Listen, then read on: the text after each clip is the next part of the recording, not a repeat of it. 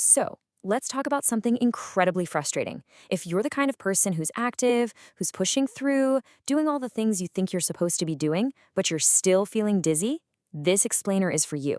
We're going to dive into why your hard work isn't paying off and why you feel like you've hit a wall in your recovery. Does this sound familiar? You're putting in the effort, you're not giving up, but you're just not getting any better. It's a really tough spot to be in. So, what's going on? Why isn't all that grit and determination getting you where you want to go? Well, here's the heart of the issue, and it's what our source material calls the activity paradox. The bottom line is this: all that moving you're doing isn't translating into true, lasting neurological adaptation. You're basically stuck in a loop, and today we're going to figure out exactly why. Okay, first things first. This is not about you not trying hard enough. It's actually about trying to power through what is, at its core, a neurological glitch. And, ironically, that can-do attitude you have might actually be reinforcing the very problem you're trying to solve. I love this quote from the source. It just paints such a clear picture, right? Imagine trying to run some super complex video game, but your computer is stuck in safe mode. That's what you're doing. You're trying to muscle your way through a delicate software issue, and that brute force approach is just never going to work. So let's be super clear here. This is not a failure of your will. It's a failure of mechanics. You are actively using a system, your brain's entire balance system, that has been set up incorrectly. And just using it more or harder won't fix that underlying configuration error. And that brings us to a really key point. Just trying harder is not the answer. To make this crystal clear, there's a simple analogy that works perfectly here. Think about a baseball pitcher who has really bad form. If their elbow is in the wrong spot when they throw, throwing the ball harder is only going to make them miss the target even more wildly, and they'll probably end up injuring themselves. The only real solution is to stop, slow way down, and fix the fundamental mechanics of the throw. Well, that same exact principle applies to your brain and its balance system. So, we've established it's a mechanical issue just like that pitcher's throw. But what are your internal mechanics? To get a handle on that, the source material gives us this fantastic metaphor. Think of your brain as a musician at a giant sound mixing board, and it's constantly adjusting all these different channels to create a stable, clear experience of the world. Now, here's how that mixing board is supposed to work. Your brain is balancing three main sensory inputs, or you can think of them as faders on the board. You've got your vision, your vestibular system, which is in your inner ear, and your somatosensory system, basically your sense of touch and body position. In a perfect world, your vision's primary job is to navigate, while your inner ear and your sense of touch act as these quiet, automatic stabilizers in the background. But here's where things go wrong when you're dealing with this persistent dizziness. At some point, your brain kind of panics, and it performs what the source calls a maladaptive swap. It's like it just jams the faders on that mixing board into completely the wrong positions.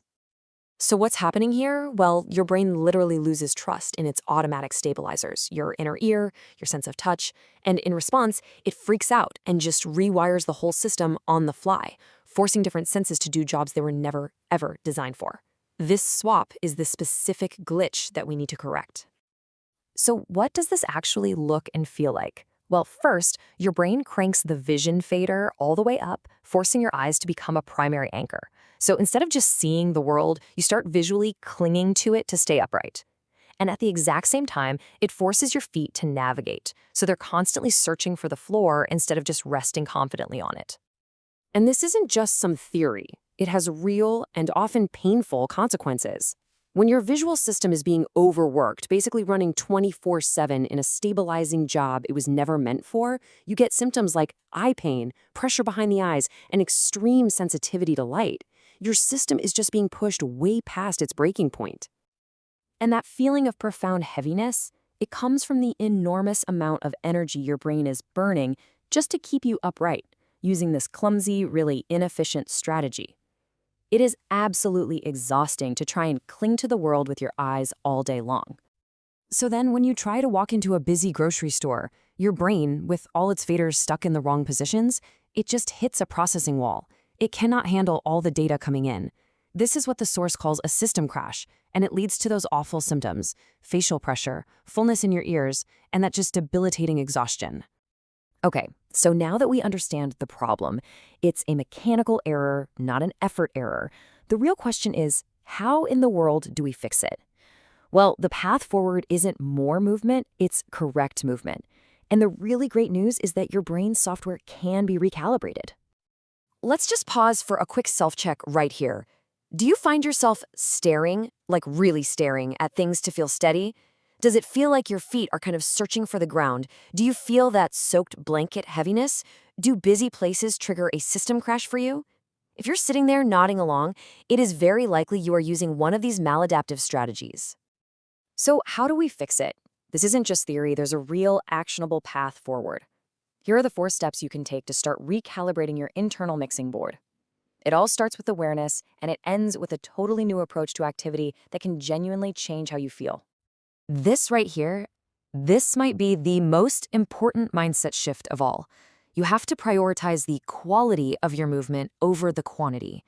Every single step you take using the correct sensory strategy, where you feel light, where you're not clinging with your eyes, that is an act of recalibration.